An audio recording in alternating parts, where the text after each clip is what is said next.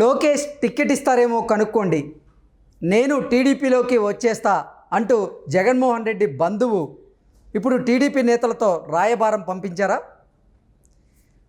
లోకేష్ అలాగే టీడీపీ కనుక టికెట్ ఇస్తే ఆ వైఎస్ఆర్సీపీ మాజీ మంత్రి టీడీపీలోకి రావడం ఖాయమా అంటే అవునని సమాధానం ఇస్తున్నారు కొంతమంది రాజకీయ విశ్లేషకులు.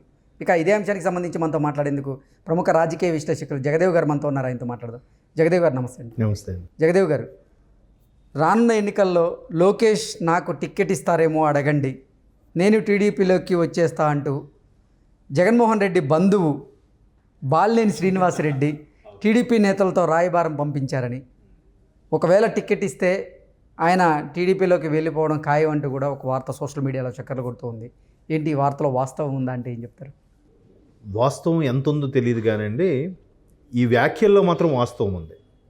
అంటే పూర్తి స్థాయిలో వెళ్ళి పోటీ చేస్తారో తెలియదు కానీ వ్యాఖ్యలు అయితే వాస్తవం. ఎందుకు అంటున్నానంటే, యాక్చువల్ బాలినేని శ్రీనివాసరెడ్డి గారు ఈ మధ్యకాలంలో గడిచిన 3 నెలలుగా చూస్తే వైసీపీలో ఉండే తిరుగుబాటు జెండా ఎగరవేయడంలో ముందంజలో ఉన్నారని చెప్పచ్చు. అంటే ఎలాగంటే శుతిమెత్తగానే, అలాగని ఆయన రెబల్గా అయిపోయారని కాదు.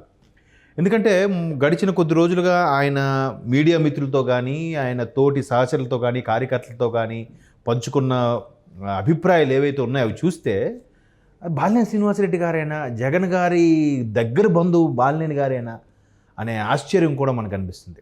వాడు క్లియర్గా మన విజువల్స్ కూడా చూడొచ్చు, ఆ మీడియాతో బయటలు ఉంటాయి. ఒక సమావేశంలో ఆయన మాట్లాడింది ఏంటంటే, మనము ఆయన కలవడానికి వెళ్తాము, ఆయన మనకు ఛాన్స్ ఎవరు, మన గుండెల్లో ఆయన అక్కడ ఉంటారు, ఆయన స్థానం ఎప్పుడు అదే, బట్ మన స్థానం మాత్రం అక్కడ ఏంటనేది క్వశ్చన్ మార్కు. మీరందరూ చెప్పండి, మీరందరూ చెప్తే మీరు గట్టిగా పనిచేస్తారని చెప్పండి, పోటీ చేస్తాను అని ఈయన కార్యకర్తలకి, తోటి అనుచరులకి, అతను కూడా ఉండే మందితో ఈ విధంగా రిక్వెస్ట్ చేసుకుంటున్నారు ఆయన. అంటే ఆ పరిస్థితి ఎలా ఉందో చూసుకోండి ఒకసారి. ఎప్పుడైనా నాయకుడు అనేవాడు ఎలా ఉండాలంటే, ఖచ్చితంగా నేను పోటీ చేస్తున్నాను, మీరందరూ కష్టపడి పని చేయాలి, మీరు ఇలా సపోర్ట్ ఇవ్వాలి అన్నట్టుగా ఉండాలి.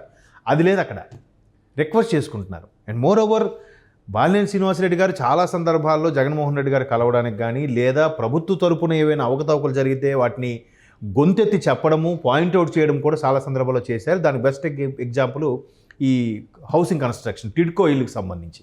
ఆ టిడ్కో ఇల్లు కట్టే నాణ్యత పరంగా కూడా ఒకసారి కంప్లైంట్ చేశారు. తర్వాత దాని ప్రాసెస్ విషయంలో కూడా ఎవరెవరికి లబ్ధిదారులకు చేకూరుతున్నాయా లేదా, అందరికీ వెళ్తున్నాయా లేదా, ఊరికే మళ్ళీ పార్టీ కార్యకర్తలే ఇల్లు ఉన్న వాళ్ళకి మళ్ళీ వెళ్తున్నాయా అనే విషయంలో కూడా ఆయన 2-3 సార్లు తాడేపల్లి వెళ్ళి ఇది లేవనెత్తి చెప్దామని ప్రయత్నించారు. కానీ ఆయనకి జగన్మోహన్ రెడ్డి గారు ఎందుకో దూరం పెట్టారని ఆయనే చాలా సందర్భాల్లో చెప్పిన విషయం ఇది. సో ఎందుకు దూరం పెడుతున్నారు, ఎందుకు కలవనివ్వట్లేదు అనేది కూడా ఒక క్వశ్చన్ మార్క్. మరోవైపు పార్టీ శ్రేణులు ఎలా ఉందంటే, విజయసాయిరెడ్డి గారు అన్ని లావాదేవీలు చూసుకున్నప్పుడు బాగానే ఉండేది, ఇప్పుడు సజ్జల రామకృష్ణారెడ్డి గారు వచ్చిన తర్వాత ఎందుకో పార్టీలో ప్రముఖులకు కానీ, కార్యకర్తలకు కానీ జగన్మోహన్ రెడ్డి గారు అంత చేరువుగా ఉండటం లేదు. అది జగన్మోహన్ రెడ్డి గారి వైఫల్యమా, సజ్జల రామకృష్ణారెడ్డి గారి షెడ్యూల్ ప్లానింగ్గా అర్థం అవ్వట్లేదు అన్నట్టు కూడా ఒక వాదం ఉంది. సో బాలినేని శ్రీనివాసరెడ్డి గారు ఎన్నో ప్రయత్నాలు చేశారు ఆయన కలవడానికి, ముఖ్యమంత్రి గారిని కలవడానికి, చెప్పడానికి, పార్టీ పరిస్థితులు చెప్పడానికి కూడా. అదేవిధంగా ఇంకొకసారి విజయమ్మ గారు హైదరాబాద్ నుంచి ఒంగోలు వచ్చి అక్కడ దూర బంధువు ఒక ఆవిడ పరిస్థితి బాగోలేకపోతే ఆవిడ పరామర్శించడానికి వచ్చినప్పుడు కూడా బాలినేని శ్రీనివాసరెడ్డి గారు వెళ్ళి విజయమ్మతో కూడా మొరపెట్టుకున్నారట. అది స్వయంగా వైఎస్ఆర్సీపీ శ్రేణులు చెప్పిన మాట. మొరపెట్టుకుని, అమ్మ ఇట్లా బాబు ఎన్నాళ్ళలాగా మాకెవరికి అవకాశం ఇవ్వట్లేదు, మాతో సరిగ్గా కలవట్లేదు, మా అభిప్రాయాలు కూడా పంచుకునే అవకాశం ఇవ్వట్లేదు, మీరు కొద్దిగా చెప్తే బాగుంటుంది అన్నట్టు కూడా తల్లి. సో అది కూడా కార్యకర్తలను అడిగితే అసలు అంటే అపాయింట్మెంట్ ఇవ్వట్లేదని మీరు అనుకుంటున్నారు, సొంత తల్లిని నాకే అపాయింట్మెంట్ ఇవ్వట్లేదు అంటూ కూడా అంటే విజయమ్మ గారు సర్ది చెప్పే ప్రయత్నం చేశారు బాలినేని శ్రీనివాసరెడ్డికి అనేది కూడా గతంలో చాలాసార్లు మనం విన్నాము.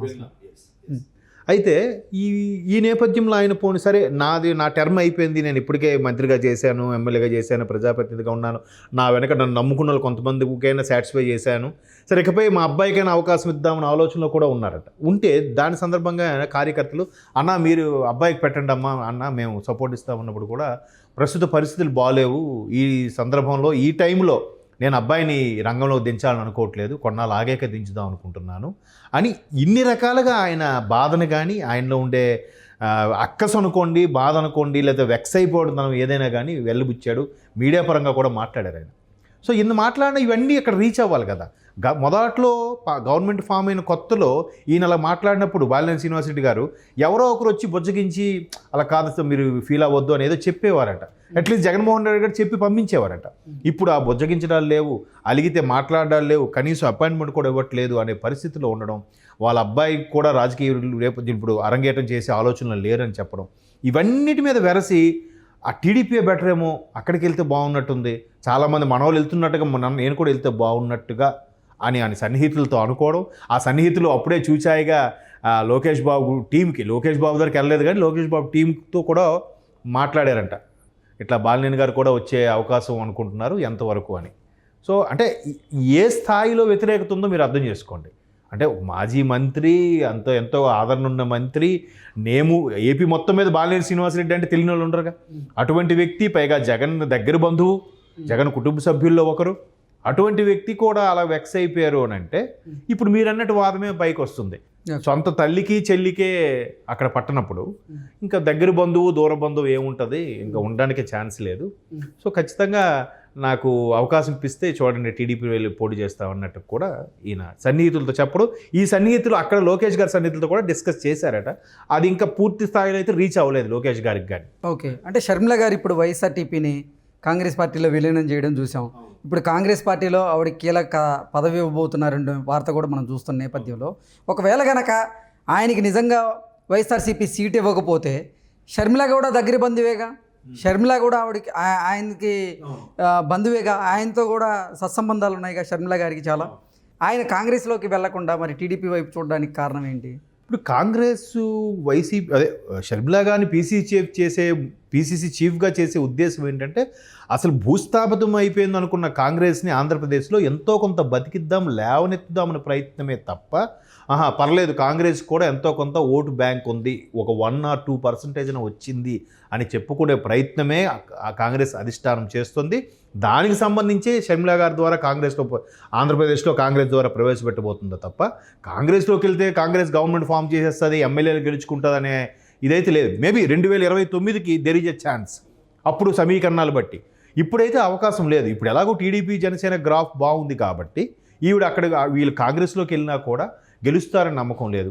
డబ్బులు ఖర్చు పెట్టుకోవాలి, నానా ప్రయాసపడాలి, ఖచ్చితంగా బయటకు వచ్చిన తర్వాత జగన్మోహన్ రెడ్డి గారు ఎలాగో దుయ్యబట్టాలి, జగన్మోహన్ గారు దుయ్యబట్టాలి, బురద చల్లాలంటే అదేదో గవర్నమెంట్ ఫామ్ చేసే వైపు టీడీపీ వైపు వస్తే బెటర్ కానీ కాంగ్రెస్ వైపు ఎందుకు వెళ్తారు? పైగా మీరు అన్నట్టు ఆవిడ కూడా దగ్గర బంధువు అయ్యే, ఆల్రెడీ దగ్గర బంధువుతోనే ఇబ్బంది పడుతున్నా కదా, మళ్ళీ దగ్గర బంధువుతో ఎందుకు ఇబ్బంది పడాలనుకుంటున్నారో ఏమో. మళ్ళీ ఈవిడితో చెప్పినా కూడా మళ్ళీ తల్లితోనే ఎవరితో చెప్పుకోవాలి, ఈవిడికే పీసీ చీఫ్, ఈవిడ మళ్ళీ అధిష్టానం నడిచినట్టే నడుచుకుంటారు తప్ప ఈవిడ చేతిలో ఏముండదు. సో అలాంటప్పుడు అక్కడికి వెళ్ళినా లాభం లేదు, ఎటు వెళ్లకుండా కాముగా ఉంటే బెటర్ అనే ఆలోచనలో కూడా ఉన్నారు. ఇస్తే టీడీపీలోకి జనసేనలోకి వెళ్తే బెటర్ కానీ కాంగ్రెస్లోకి వెళ్తే అంత బెటర్ కాదు అని వాళ్ళ ఉద్దేశం. అందుకు ఇట్లా టీడీపీకి వెళ్ళే ఆలోచనలో రాయబారాలు పంపుతున్నారన్నమాట. Okay sir, thank you so much.